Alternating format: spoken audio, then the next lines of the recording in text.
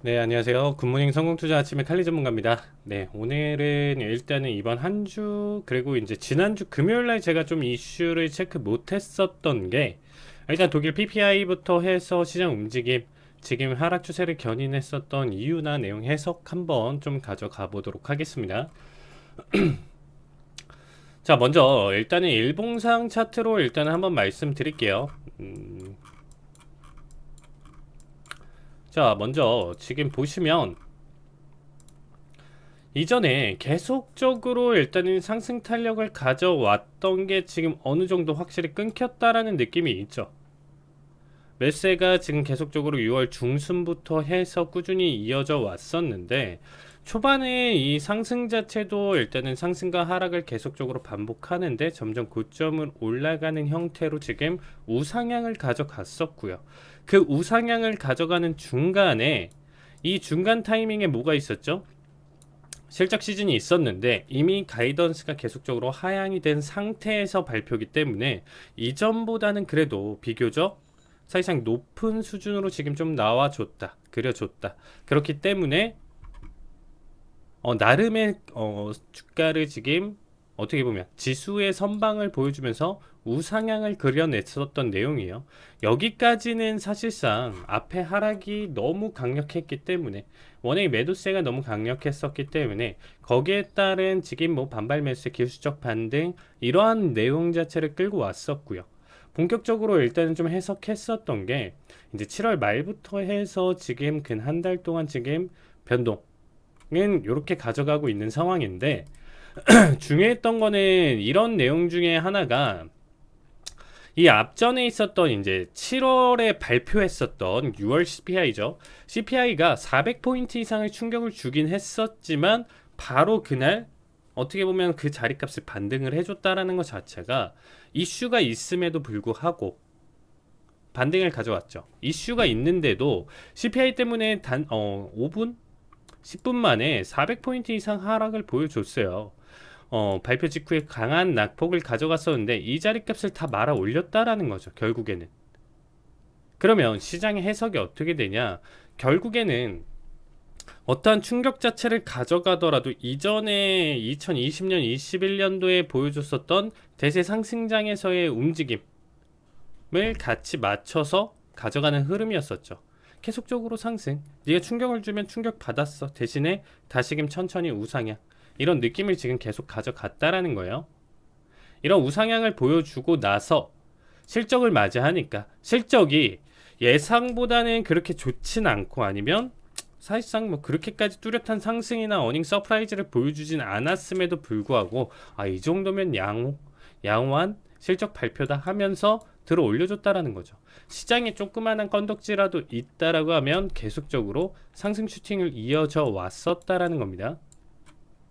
근데 그 다음에 또 추가적으로 상승 탄력 환호를 좀 보여줬었던 게 파월의 이전 연설이었던 거예요. 파월이 이제 시장 자체가 우리가 이제 금리 인상 자체가 앞으로는 더 낮게 가져갈 수 있고 예상치보다 더 낮게, 이전은 계속 75bp 자이언트 스텝 계속 가져갔었는데 빅스텝이나 베이비 스텝으로 좀 넘어갈 가능성이 있다. 이 다음부터는 앞으로는 이러한 약간 시장의 뉘앙스를 풍기니까 여기 환호하면서 우상향을 가져갔었는데, 최근에 지난주였죠. 그러니까 이제 8월 셋째 주에 이제 발표됐었던 FMC 회의록에서 이전에 그래서 파월이 얘기했었던 구간대에서 페드워치에 따르면 결국에는 그래 이제는 50bp 생각하면서 페드워치에서는 50bp를 예상을 하면서 다음에는 이제 빅스텝 정도만 올라가겠구나 라고 해석을 했었는데, FMC 회의로 까보니까 결국에는 파월이 말한 게 전부가 아니었다라는 거죠. 이번에 발표됐었던 거 보니까 조금 더 75bp, 그리고 이제 계속적인 인플레이션이 어떻게 보면 확실히 낙폭을 가져가고 보여주는 움직임이 나올 때까지는 이런 공격적인 금리 인상을 계속적으로 단행하겠다는 의지를 한 번 더 재차 보여줬었죠. 굉장히 좀 어느 정도 매파적인 발언이었습니다. 이런 매파적인 발언 때문에 지속적으로 상승 슈팅을 계속적으로 가져가던 현재 증시 자체가 한풀 꺾였고요. 거기에 더해서 시장에 충격을 줄 만한 요소가 발생을 했었죠. 지난주 금요일, 제가 보통 녹화를 목요일날 가져가는데 금요일날 이제 낮에, 이날이었어요. 이날 낮에 갑자기 이제 독일 오후 3시였는데 독일 PPI가 예상치가 이제 0.6, 0.7 정도였었는데 이게 5%대 이상까지 나와주면서 시장에 충격을 굉장히 크게 줬었습니다. 근데 이 충격 자체는 사실상 잠시만요. 사실상 비트코인에서 확실히 보여줬습니다. 비트코인에서 지난주 금요일날 19일 여기죠. 뚜렷하게 가장 큰 사이즈의 장대 음봉이 쏟아졌었던, 자 보이시나요? 이날만 지금 코인 자체 하루의 일간 하락폭 자체가 10%를 가져왔습니다. 비트코인 기준으로는 10% 하락을 가져갔고, 뭐 22,600이었던 게 거의 뭐 21,400대까지 떨어지면서 어마어마한 낙폭을 단기간에 보여줬었죠. PPI 충격을 정말 크게 제대로 받아줬고, 여기 이상 지금 아직까지도 회복을 못하는 국면이에요. 현재 움직임 자체도 이전에도 낙폭을 좀 쏟아주긴 했었는데 확실히 이제 PPI에서 단기 충격을 크게 주면서 이때 발표됐었던 이 음봉에 대한 지금 소화 구간이 나와주고 있지는 않은 상황이죠. 현재 구간. 거기에 따라서 나스닥도 동시에 이제 같은 충격을 받으면서 일봉상 결국에는 이제 매도세 낙폭을 가져갔었던 움직임이었습니다. 자, 요렇게 일단은 지난주 금요일날 이러한 이슈가 있었고요. 그 이슈와 FMC 생각보다 앞으로 금리 인상 그리고 더 이상 상승을 가져갈 만한 실적 시즌도 거의 끝났고 가져갈 만한 지금 상승 모멘텀이 뚜렷하게 없는 상황이죠. 그렇게 됐었을 때 이번에 이제 다시금 GDP 분기 발표와 더불어서 이번 잭슨홀 미팅에 이제 좀 많이 시장에 관심이 많이 쏠려 있어요. 자, 일단은 PPI 내용에 대해서 좀 설명드린다라고 하면 이게 얼마나 좀 충격적이냐, 지속적으로 계속 올라와 줬다라는 거예요. 독일 PPI가 지속적인 상승을 계속 보여주면서 이런 식으로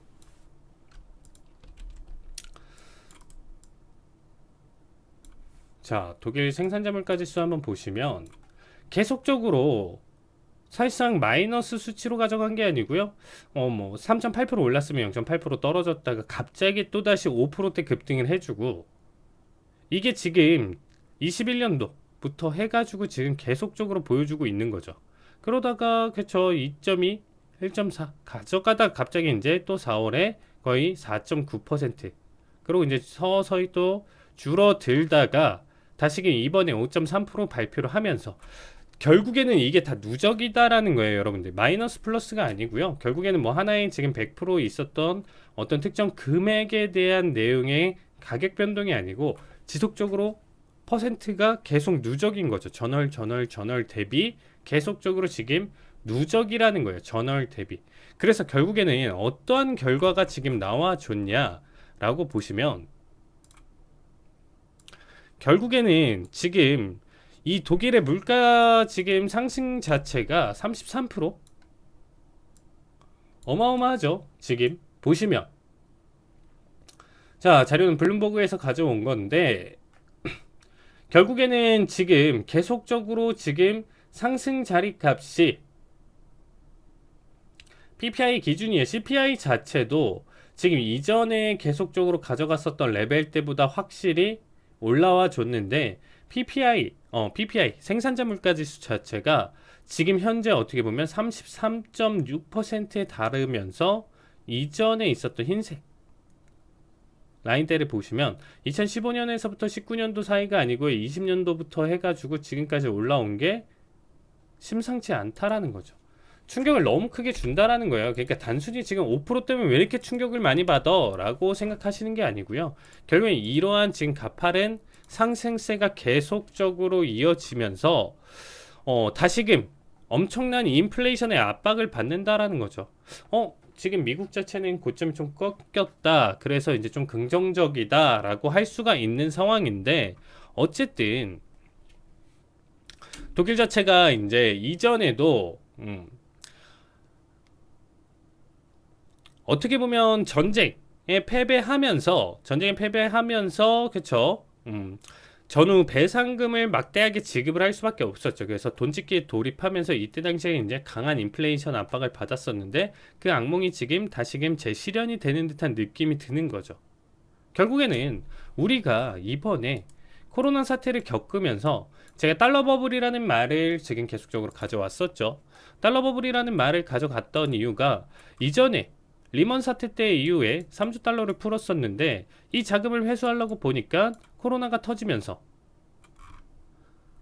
발병을 하면서 팬데믹으로 어마어마한 증시 낙폭을 가져가면서, 여기서부터는 팬데믹이 발생했기 때문에 6조 달러로 시장이 더 풀면서 어떻게 보면 약 9조 달러 1경원이라는 돈을 풀어내면서 시장의 상승을, 팬데믹과 지금 전 세계의 그쵸, 어떻게 보면 봉쇄가 이루어지면서 굉장히 안 좋은 상황, 국가 간의 사실상 교류나 이런 부분들이 훨씬 더 적어졌고, 팬데믹으로 인해서 실직자, 실업 이런 부분들이 증가를 하고, 거기에 따라서 공급망 쇼크까지도 같이 발생을 했었던 이 코로나 쇼크까지 해서 이 막대한 1경원이라는 돈 자체를 회수하기에 나섰던 게, 어떻게 보면 이제 12월부터, 어떻게 보면 올해 초 해서부터 금리 인상 그리고 긴축까지 보여주면서 지금 같은 증시 흐름을 가져가고 있는 상황이잖아요.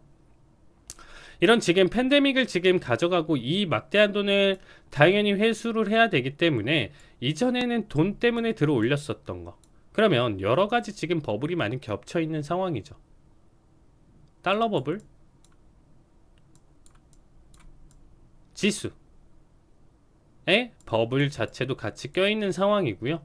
여기에 따라서 뭐 우리나라뿐만 아니라 전 세계적으로 그쵸, 부동산 버블까지도 지금 같이 껴있었던 상황이에요. 이런 상황 속에서 여러분들도 아시겠지만 신규주택 판매라든지 기존주택 판매 지금 점차 계속 감소하고 있고요. 일단은 지금 미국부터 해서 지금 현재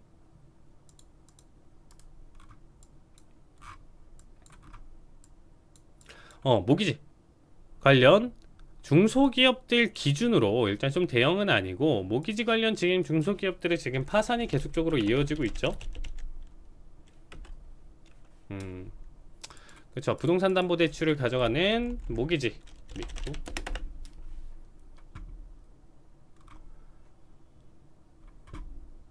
자, 지금 현재 제가 보고 있는 기준으로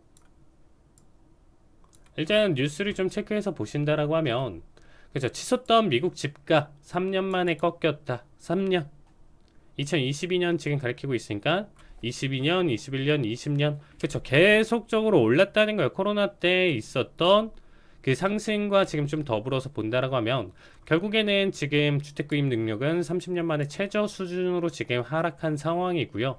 계속적으로 공격적인 금리 인상 자체가 모기지 금리 폭등의 수요자의 구매 능력이 크게 위축된 상황이죠. 위축된 상황입니다. 그렇기 때문에 지금 지속적으로 이쪽 관련으로 지금 얘기가 계속 나와주고 있고, 신규주택 판매 같은 경우는 지금 8년 만에 최소 부동산 침체에 대한 내용 자체가 지금 와서 지금 계속적으로 이슈가 다뤄지고 있는 상황이에요. 근데 이거는 지금 와서 다룰 만한 내용이 아니고요. 충분히 예상을 할 수 있었던 내용 중에 하나였죠. 금리 인상. 결국에 이런 공격적인 금리 인상에 대한 내용 자체로 봤을 때, 일단은 지금 대출기관들 지금 파산에 이루어지고 있는 내용 자체가 계속적으로 뉴스화되고 있는 상황입니다. 자, 최근 이슈죠. 자, 지금 보시면, 자, 자, 8월 20일, 주정 23일 날 나왔는데, 자, 뉴스 보시면 지금 2008년 금융위기 다시 오나? 모기지 업체 줄줄이 파산. 근데 뭐 사실상 대형 쪽이 아니고 중소업체. 그리고 이제 보시면 아시겠지만 6월 모기지 업체 이제 퍼스트 개런티가 법원에 파산 신청을 했고요. 금리가 오르기 시작하자 대출 규모가 줄어서 운영 자금을 확보하지 못했기 때문이고, 파산 신청을 하기 전 직원의 80%가 가까운 471명을 해고를 했고요. 그리고 이제 이 회사 자체는 5,600억의 빚을 지고 있고 이 모기지 운영을 지금 중단 선언을 했죠. 그러면 이 이슈나 내용 자체가 계속적으로 이뤄진다라는 것 자체가 사실상 시장에 다시금 그러면 이런 기업들 파산하지 말아야지 하면서 다시금 좀 활성화되고 살아난다? 이 가능성보다는 앞으로 계속적인 낙폭을 계속 가져갈 가능성이 있겠죠. 그래서 지난번에 제가 방송에서도 한번 수익률로 이제 좀 잘 마감했던 기업 자체를 한번 지금 다시금 재차 분석하도록 하겠습니다. 네, 일단 잠깐 쉬었다가 2부 마저 진행하도록 하겠습니다.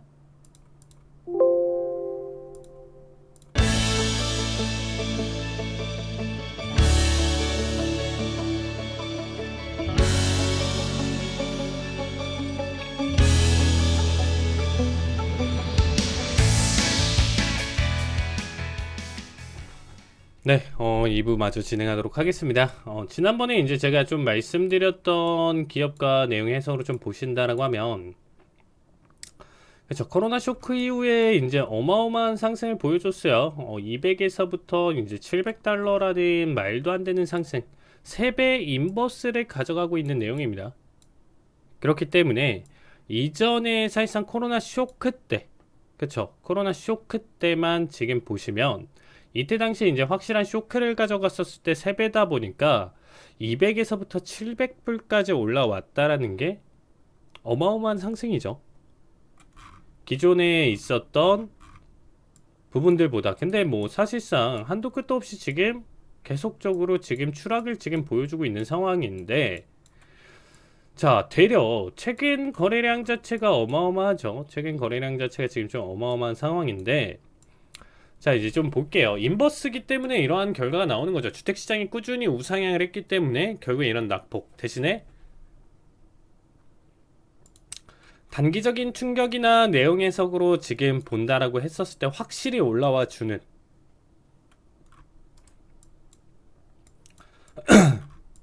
그러면 지금도 사실상 제가 방금 이전에 정리해드렸던 내용들과 좀 더불어서 보신다라고 하면, 그렇죠. 4월부터 해서 지금 가파른 상승을 보여줬어요. 4월 달에 이제 딱 30달러라는 기준으로 보신다라고 하면 2배 이상 들어 올려준 내용이죠. 어디까지? 4월 지금 말부터 해서 6월 중순까지 한 달 반 동안 거의 수익률 자체가 100% 이상 나와준 종목 중에 하나입니다. 거기에 따라서 그 다음 상승 자리값까지 일단은 가져갔었던 게 목표였기 때문에 여기서 이제 이 구간 때 제가 리딩을 하면서 이제 정리를 했었던 종목 중에 하나인데, 한 번 더 큰 상승 파동을 좀 기대를 했었지만 특정 자리에서 좀 리스크 때문에 정리를 좀 가져갔었던 종목 중에 하나예요. 자, 거기서 지금 이미 낙폭 다 가져간 상황에서 다시금 스물스물 신규 주택 판매 건수, 최근에 일단은 주택 판매 건수나 이런 부분들 좀 내용들 정리를 해보면,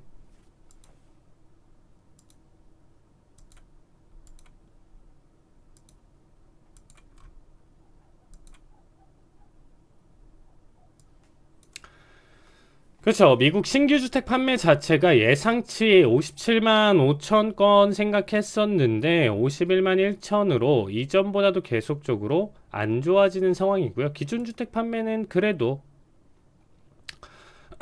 이전치보다 지금 낙폭을 가져가긴 했지만 예상치와는 그렇게 많이 차이는 안 나요. 어쨌든 그래도 계속적으로 안 좋아지고 있다라는 걸 지금 확실히 보여주고 있는 상황이죠.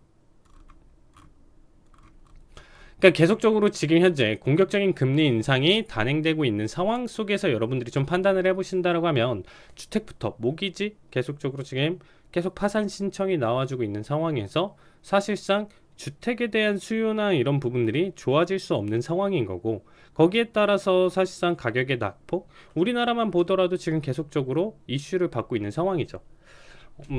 제가 계속 말씀드리는 게, 가장 우리가 일상에서 일반적인 기준으로 본다라고 하면 가장 큰 금액이 들어가는 게 뭔가요?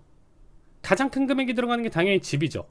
집이 가장 큰 금액이 들어가고, 그 다음에 뭐 차지할 수 있는 게 뭐 자동차나 뭐 명품들 뭐 있을 수 있고요. 그 밑에 가전제품, 뭐 자동차라고 보고 있고, 명품, 가전제품 뭐 이렇게 좀 하나로 묶어서 볼 수 있고, 그 다음부터는 이제 이런 게 임의 소비재까지 가져가고, 그 다음에 이제 뭐 생활비로 필수로 들어가는 먹거리나 이런 교통비 뭐 하는 필수 소비재 관련으로 이제 좀 넘어가겠죠. 그러면 절대적으로 여러분들 뭐 최근에 뭐 좀만 찾아보시면 아시겠지만, 뭐 우리나라 기준으로도 뭐 월 평균 뭐 400씩 버는데, 뭐 애 둘 있고 뭐 이제 내가 실수령액이 뭐 400이다 뭐 이런 식으로 이제 정리가 되어 있는데, 어쨌든 주택 관련으로 해서 뭐 대출 이자라든지 이런 부분들이 존재를 하고요. 절대적으로 이런 부분들과 나머지들 어느 정도 좀 줄이더라도 이미 좀 빠듯하게 이미 다 계산이 돼 있다라는 거예요. 월급 기준으로 봤었을 때 내가 400이면 이렇게 지금 전체적으로 자동차 그리고 집 가지고 있고, 집도 내가 애초에 물려받는 거 아닌 이상은 지속적으로 이제 나가는 게 계속 돈이 들어가잖아요. 기본적으로 관리비라든지 이러한 대출로 나오는 이자라든지 이런 부분들이 있는데, 뭐 빠듯하게 뭐 보더라도 아무리 약하게 보더라도 400 번다라고 하면 한 300 이상 자체를 가져갈 텐데, 계속 고정 비용인 거예요. 고정 비용이 이렇게 가져가는데 생활비로 이게 지금 계속적으로 지금 공격적으로 계속 올라간다라는 거죠. 우리나라도 지금 미국이 계속적인 공격적인 금리 인상 때문에 같이 같은 레벨 때 맞추진 못하고는 있지만 그래도 꾸준히 올려주고 있는 상황이죠. 안 그러면 우리나라 자본이 다 빠져나가니까, 미국 쪽으로 해외로 다 빠져나가니까 어쩔 수 없는 상황인데, 뭐 완전히 이제 경기 침체와 지금 이슈랑 더불어서 본다라고 하면 지갑은 더 다칠 것이고, 그런 부분들이 가장 먼저 얼어붙는 내용 자체가 주택 판매, 신규 기존 주택 판매 건수, 거기에 따라서 승인이라든지 착공이라든지 이런 부분들까지도 같이 영향을 계속 받아주면서 악재로 다가올 것이고요. 이러한 이슈가 계속적으로 접해져 있는 상황 속에서 바라본다라고 하면 시장 자체가 굉장히 좀 얼어붙는 상황이겠죠. 그래서 이거는 지금 부동산 관련으로 3배 인버스를 지금 나타내고 있는 상황이에요. 최근에 미증시가 6월 중순부터 해서 지속적으로 상승 탄력을 가져가다 보니까 3대 지수 전체적으로 우상향을 계속적으로 보여준 상황이죠. 그렇기 때문에 이러한 지금 낙폭을 지금 키워갔었던 상황 중에 하나였던 거예요. 지수 자체가 좋으니까 개별 종목들 전체적인 섹터 상관없이 우상향을 그려줬는데, 최근 다시 주춤하는 모습이고요. 거기에 따라서 모기지 그리고 주택 판매 이런 부분들 지금 계속적으로 이슈가 나오다 보니까 현재 구간대에서는 일단은 한번 다시금 재차 강한 상승 탄력을 좀 이어갈 가능성이 있다. 제가 지금 소개시켜드린 이유 자체는 이전에 한번 그래도 약 8%에서 10% 정도 수익을 가져갔었던 구간이었는데, 다시금 바닥 다지면서 이전에 있었던 추세 라인대를 지금 돌파를 해주면서 더 이상 하락 추세에 대한 관점을 조금 접어들 수 있는 밴드 고점 라인대까지 터치를 하면서 추세 라인대를 이탈을 해줬죠. 지금 타이밍이 제가 봤을 때는 우리가 항상 최바닥을 잡기는 힘들다라는 말씀을 드려요. 최바닥을 항상 잡기는 힘든 상황이니까 바닥을 가져가진 못하는 상황 속에서 바라보신다라고 하면 지금 구간대 충분히 매력적이죠. 저는 가장 지금 적기라고 생각해요.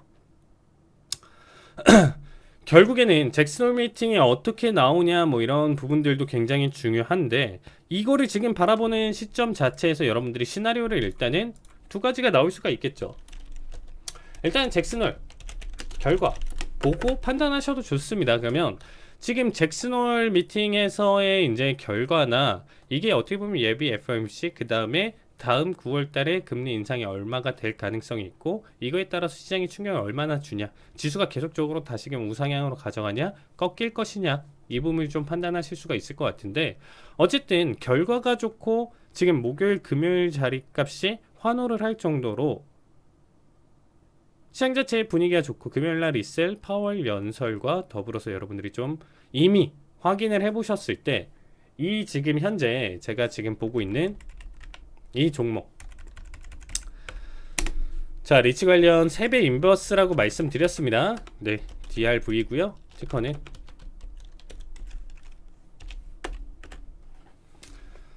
자 이미 바닥권 34, 35달러대에서부터 지금 42달러대까지 다시 올라온 상황이에요. 가파른 상승을 보여줬죠. 최근에 상승을 보여줬는데 현재 구간대가 저는 가장 좀 매력적이다, 메리트가 충분히 있다라고 생각하고 있고, 자 잭슨홀 결과에서 뭐 당연히 최근에 움직임이 지수의 상승과 같이 더불어서 보여줬기 때문에 금요일장까지 원웨이 상승 보여주면서 나스닥 지수가 이제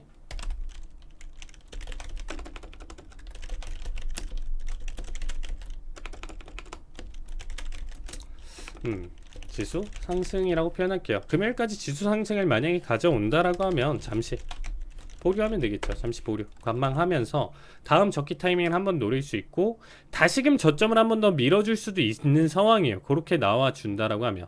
이렇게 되면 이제 9월 이후 잠시 보류라는 게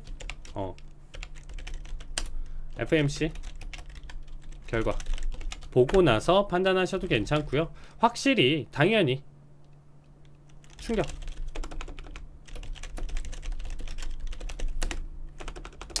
지수에 결국 하락을 가져갔다라고 하면 이미 단기 급등을 만약에 너무 크게 보여준다, 여기서부터가 이제 좀 대응 전략이 나오겠죠.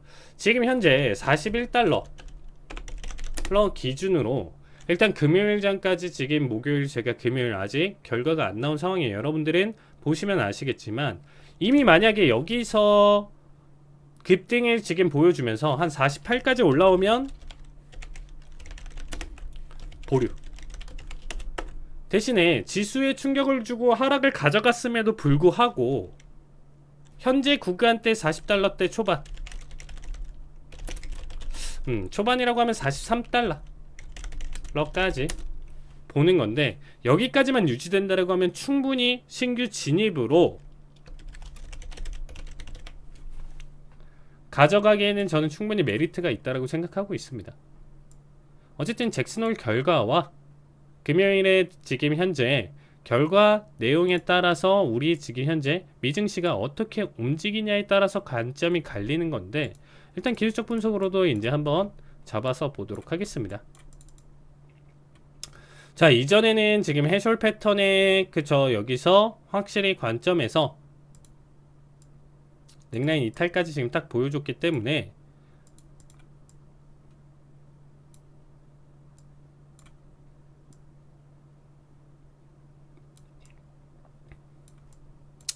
사실상 지금 얘는 30달러 초반대까지 낙폭 왔어도 이상하진 않았어요. 여기 자리값이 일단은 이 전저점 라인대와 지금 맞물리는 자리값이고요. 여기까지 왔다라고 하면 가장 좀 메리트는 있었겠죠. 지금 현재 추세 라인대를 다시금 Z터치까지 가져가는 게 1차 목표인 거예요. 이 넥라인까지 다시금 Z터치에 대한 관점이 일단 제가 생각하는 추구하는 목표가인 거고, 이게 지금 현재 41달러 기준으로 50달러 이상이다 보니까 목표가 자체는 약 30% 정도까지는 지금 일단은 볼 수가 있겠죠. 30% 정도의 목표를 지금 보면서 끌고 가는 건데, 그 이상 충격 주면서 계속적으로 올라갈 수는 있지만 여기서는 비중 절반 줄이고요. 나머지는 비중 유지하면서 나머지 추세 계속적으로 지켜볼 수 있는 자리값으로 해석해 주시면 되겠습니다. 자 어쨌든 지금 현재 패턴이 나왔는데, 기술적 분석으로 제가 말씀드린 것처럼 자 여기 고점과 여기 고점 비교해보면 왼쪽 고점이 높으니까 낙폭을 가져가고 있는 상황인데, 일단은 지금 현재 가격 자체의 지금 움직임 자체는 올라와 있죠. 다이버전스가 지금 발생을 한 거예요. 이 구간대 다이버전스 발생하다 보니까 여기 구간대 낙폭을 견인했다, 충분히 예상을 할 수 있었던 부분이고, 이미 과열 소화 자체가 다이버전스가 발생된 상황에서의 가격 소화 자체, 과열 소화 자체는 기간값 조정보다는 가격 조정이 조금 더 어울릴 가능성이 높겠죠. 이러한 결과가 나와준 상태에서 다시금 한 번 더 힘을 받는 단기 급등을 한번 보여줬었지만 여기가 여러분들이 알고 계시는 데드캣 바운스를 해석할 수 있는 구간이에요. 여기가 데드캣 바운스다. 그래서 여기를 엘리엇 파동 카운팅으로도 지금 좀 볼 수 있는 상황이고요. 이런 식으로 1파, 2파, 3파, 4파, 5파 그리고 하락 A, B, C 까지 나와준 상황인데 일단은 목표 30 초반대까지 떨어지는 게 이제 잠깐 못 미친 상황에서 현재와 같은 결과가 나와주고 있는 상황이죠. 다시금 언더 충격은 충분히 빠르게 보여줄 수는 있는 상황이지만 이 언더 충격을 빠르게 가져간다는 것 자체는 지수가 다시금 나스닥 같은 경우도 가장 최근에 눌렸었던 정고 라인대를 강하게 돌파를 해주는 강한 상승이 나와줘야 돼. 그래서 이번 금요일까지 여러분들이 충분히 지켜보셔도 나쁘진 않고, 자 아까도 제가 매매 전략을 말씀드렸지만 만약에 금요일에 충격을 너무 많이 줘서 얘가 떨어진다라고 하면 30달러대 초반대까지 해서 계속적으로 조금씩 매집을 해서 평단가를 지금 맞춰 나가는 과정도 굉장히 좀 중요할 것 같아요. 정말 이게 매력적이고, 앞에서 제가 말씀드렸던 그러한 내용들, 징후들 말씀드렸죠. 줄줄이 지금 모기지 파산과 더불어서 주택 판매 지표가 확실히 나타나주고 있잖아요. 앞으로의 결과값이나 내용 해석도 같이 여기서 보여줄 가능성이 크고요. 일단 바닥권에서 한 번에 지금 일단 받아준 자리값이기 때문에 충분히 여기 구간대까지 전략은 노릴 수 있는 거고, 이게 이미 금요일장에 충격을 주면서 하락을 너무 많이 가져간 상태에서 이미 48달러 이상까지 올라오면 우리가 목표했던 가격대 지금 뭐 단기로 체크하면 54, 55달러 정도 되니까 메리트가 많이 떨어진다라는 거예요. 이미 너무 많이 올라와 버리면 이미 지금 방송 보시는 분들은 시점을 조금 놓칠 가능성이 있다라고 판단이 되고 있고요. 자, 패턴 한 번 더 그리면 이렇게 헤드앤숄더 패턴이 나와준 상황이에요. 그래서 얘는 30달러대까지도 다시금 떨어질 가능성이 있게 지금 이렇게 그려지고 있는 상황이고, 넥라인 자체가 지금 이런 식으로 잡혀 있는 상황이죠. 이런 식으로 지금 넥라인이 지금 그려져 있고, 거기에 따라서 목표가 조금 아쉽지만 다시금 재반등이 했던 게 한 번의 리테스트 없이 추세가 뻗어져 나왔기 때문에 다시금 현재 구간대 강한 낙폭, 이렇게 지금 사이클이 이어질 수 있어요. 뭐 부동산 무조건적으로 오른다가 아니고요. 제가 좀 말씀드리는 거는 단기적으로 이쪽 시장이 줄줄이 지금 파산 신청이 나와주면서 힘겹게 지금 나와준다라는 것 자체는 확실히 단기 슈팅에 대한 메리트는 충분히 있고, 얘네가 힘 한번 주면서 넘어갔었을 때 힘들, 왜냐면 3배 인버스기 때문에 충분히 단기 슈팅을 크게 보여줄 수 있다라는 거죠. 그러다가도 다시금 결국에는 주택시장은 우상향으로 넘어갈 것이다, 인정한다라는 거죠. 무조건적으로 얘는 계속적으로 지금 하락하면서 넘어가긴 힘들 거예요. 무조건적인 낙폭은 아니고 다시금 상승할 텐데 지금이 일단은 타이밍을 노릴 수 있는 적기라고 생각하고 있습니다. 하락에 대한 시그널이 지금 계속적으로 풍겨주고 있으니까. 이전에도 풍겨주고는 있었는데 지금 단계는 어떤가요? 이전에도 풍겨주고는 있었는데 지금은 확실하게 파산이라는 내용 자체와 더불어서 지표가 지금 보여주고 있는 상황이죠. 이전에도 사실상 금리 인상 시기 때부터 가장 크게 요동을 칠 것으로 예상을 했었던 종목 중에 하나고, 금리 인상 얘기 나와주면서 시점과 더불어서 여기서도 보신다라고 하면 32달러 했던 가격대가 50달러 이상대까지 지금 단기 급등을 해줬던 거 보실 수가 있겠죠.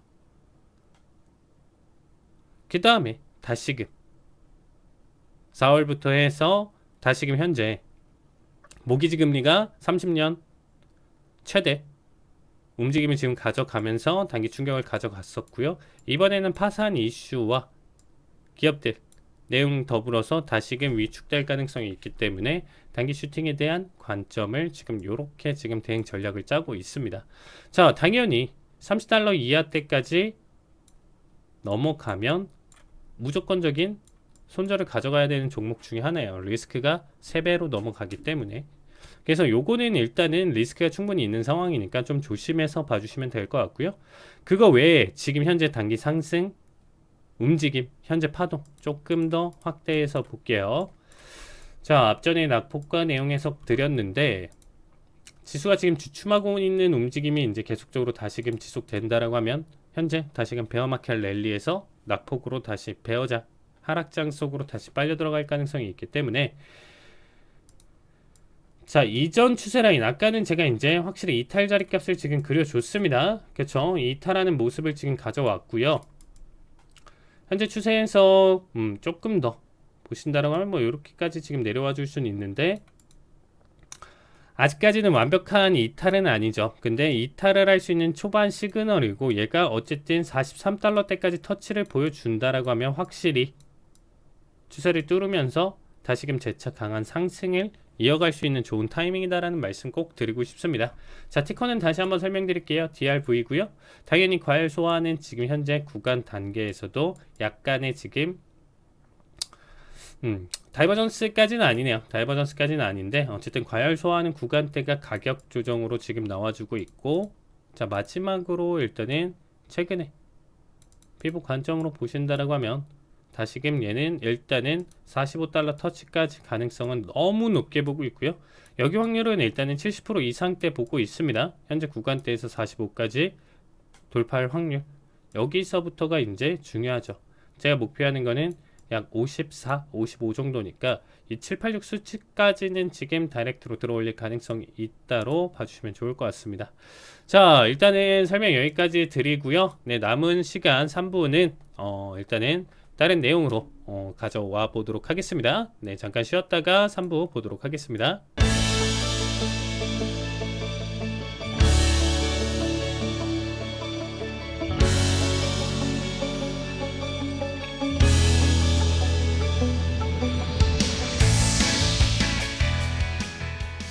네, 이번 시간에는 그동안에 배웠었던 기초와 심화 내용들 한번 좀 정리해서 지금 가장 최근 추세에서 대응할 수 있었던 내용들 해석 한번 좀 가져가는 시간 보도록 하겠습니다.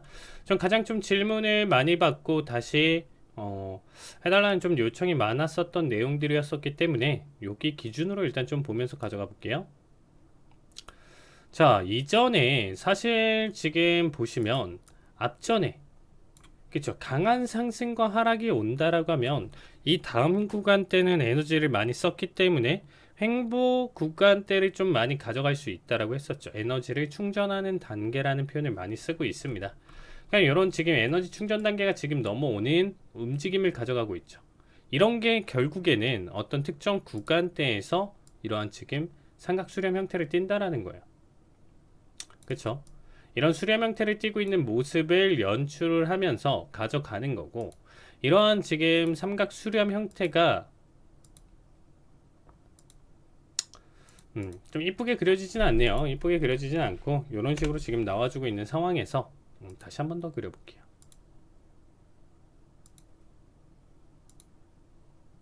그렇죠? 이런 식으로 지금 수렴 형태가 나와주고 있는 상황에서 결국에는 이 수렴 형태에서 제가 여러가지 대응 방법이나 매매 관점이 있다라고 했었죠. 위로 이탈하면서 넘어가냐 아래로 이탈하면서 넘어가냐 이 수렴 형태가 총 5가지 중에 어떤 형태에 따라서 확률 퍼센트를 좀 가져가고 있는데 그런 것까지 다 보기에는 너무 힘들다라는 얘기를 드렸죠. 그래서 이거는 지금 좀 빠르게 정리를 할게요. 수렴 형태를 이렇게 가져가고 있는 상태에서 지금 지켜보신다라고 하면 위든 아래든 이탈하면 이 추세선을 만들었었던 기준 보시고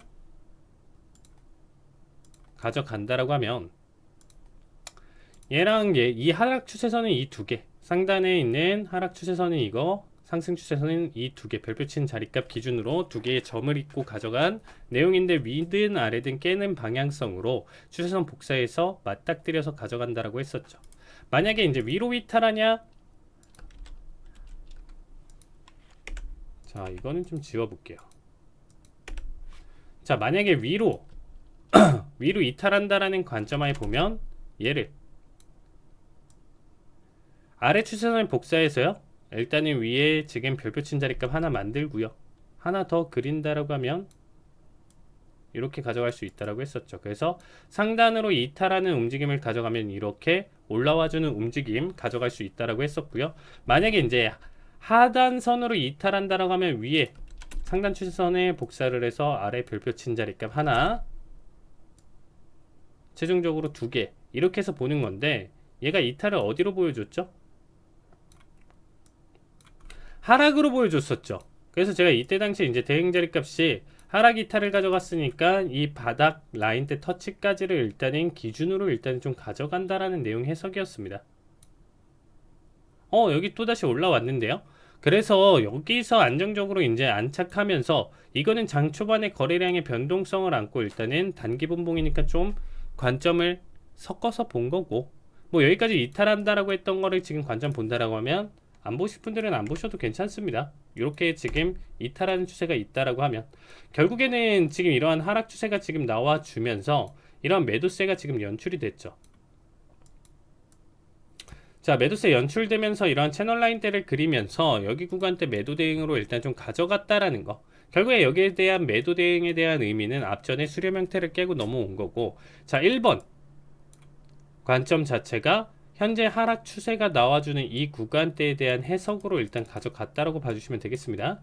자, 두 번째, 원웨이 낙폭을 일단은 한번 가져갔는데 강한 매도세가 한번 나와줬는데 어떤 특정 구간에서 이제 매도 대응을 가져가면서 수익 구간 가져갈 수 있었던 거, 이게 1번 내용이고요. 2번 내용 자체를 지금 보시면, 자, 1번은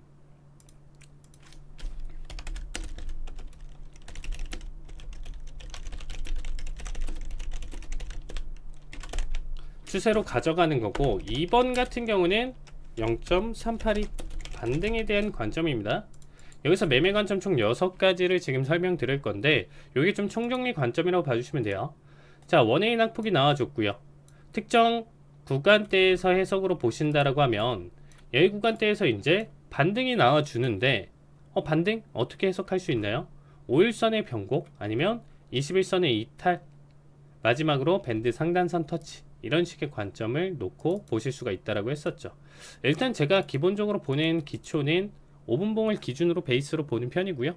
이렇게 지금 가져왔었을 때, 자, 이 낙폭을 가져가고 382까지, 그럼 이 바닥, 최바닥에서 잡긴 힘들어도 5일선 변곡 안착하면서 넘어가는 480, 490 정도에서 530대까지 이제 이 구간대 해석으로 매수 대응을 가져갈 수가 있다라는 거예요. 이 382 반대. 이게 이제 1번이 하락, 2번이 382 반대까지 볼 수가 있겠죠. 뭐 이 이상 보는 거는 마디값인데 여기는 패스를 하고요. 결국엔 정확하게 618 자리값을 터치를 보여줬습니다. 자, 618 자리값 터치 가져간 다음에 어느 정도의 특정 낙폭 236 부근이 가장 좋다라고 했었죠. 별표 친 자리값까지 나왔고요. 이 별표 친 자리값까지 나와준 상태에서 이 다음에는 어떻게 보죠? 고점 돌파를 하던 지금 저점 돌파를 하던 두 가지 관점에서 얘는 쌍바닥 패턴, 하모닉 패턴 기준으로 만약에 올라와 준다라고 하면 786까지 생각할 수 있고요. 깨고 넘어오는 자리값, 힘 좋게 계속적으로 886 이상 안착하면서 넘어가면 1.618 자리값까지 2차적으로 한 번 더 상승 슈팅을 예상해 볼 수 있는 구간 해석으로 봐주시면 될 것 같습니다. 만약에 저점을 밀었으면, 지금은 저점을 밀어준 형태가 나와주고 있죠. 저점을 밀어주면 AB는 CD 패턴 기준으로 바닥과 지금 기준 이전에 618 자리값 짝지음으로 보면 1.618까지 하락 가능성을 두고 보는 거예요. 그래서 여기 마디값 측정해 놓고 전저점 이탈하는 이 구간대에서부터는 이 자리값까지 가져가는 거.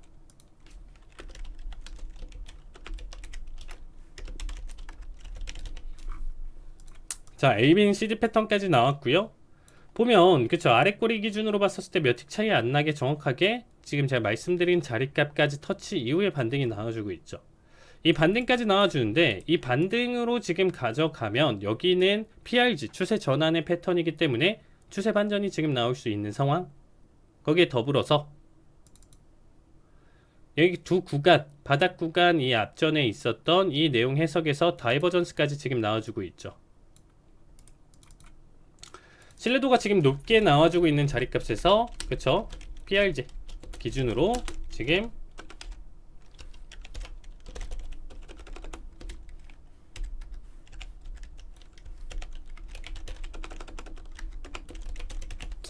PRG 기준으로 0.382-618까지 반등을 생각하는데 이거는 A, B는 CD 패턴이 나와줬어요. 그래서 이렇게 죄송합니다. 이거 아니고 이렇게 나와준 상황이고 여기에 따른 반등 자체가 지금 고점 대비 바닥 기준으로 382까지 가져가는 자리값 충분히 매력적인 자리값이죠. 이상은 618까지. 요거는 관점 조금 더 약하게, 강한 관점은 382까지 보는 거고, 이렇게 지금 가져가다가 지금 다음 추세에서 어땠나요? 낙폭을 가져가는 모습이죠. 어느 정도 특정 낙폭을 연출하면서 넘어오면, 자, 여기서부터는 이제 다이버전스 나와줬기 때문에 역해쇼 관점으로 일단 마지막으로 접근을 하는 거예요. 마지막 역해쇼 관점으로 접근을 해서 이런 식으로 일단 어디까지 눌릴진 모르겠지만 재돌파하는 자리값에서 넥라인 돌파하는 이 구간대에서의 매수대행 자리값 해석을 가져갈 만하죠. 이전에 일단은 눌림 자리값이 크게 나와줬지만 머리 자리값을 이탈하진 않았다라는 거예요. 그럼 이 기준으로 지금 보면 넥라인 이탈 자리값 기준으로 했었을 때, 자, 넥라인과 지금 현재 머리 사이의 구간까지 지금 가져가는 자리값으로 해석해 주시면 돼요. 그래서 여기 구간대까지는 지금 초록색 음영 구간대까지는 상승에 대한 여력이 충분히 있겠구나 라고 보면서 여기를 목표가로 보는 건데, 중간에 사실상 원웨이로 상승하지 않고 중간에 낙폭을 가져갈 수 있어요. 그래서 여기서 이제 낙폭 가져가는 단계가 지금 나와줬는데, 그러면 4번 자리가 지금 여기 자리값 반등 넘어갔고요. 5번 자리값이 뭔가요?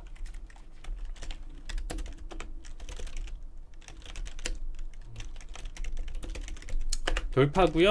6번째 자리가 리테스트까지 일단 이렇게 가져가는데, 넥라인 돌파까지는 일단 보여주면서 매수세가 연출됐지만 횡보 자리로 그냥 끊어줬었던 모습이고, 한 번 더 지금 여기 구간대를 리테스트 도전했었던 구간인데 원웨이로 빠져버리면서 정확하게 6번 자리값까지는 해석이 안 나왔던 내용 중에 하나였습니다. 그래서 여기까지 이런 식으로 정리를 하면서 이 이상이 있다라고 하면 관망을 하는 단계, 앞에서도 꼭 이 패턴이 다 가져갈 수는 없는데 가장 완벽한 추세의 패턴 해석이라고 봐주시면 되겠습니다. 근데 지금 6번 자리값까지는 못 가져가고 5번까지는 지금 계속적으로 이어졌었던 좋은 내용 해석이니까 앞으로 기술적 분석 내용 해석을 담아 가실 때는 이렇게 분석하시는 걸 좀 추천드리도록 하겠습니다. 네, 오늘 내용 자체는 여기까지 가져가도록 할게요. 네, 감사합니다.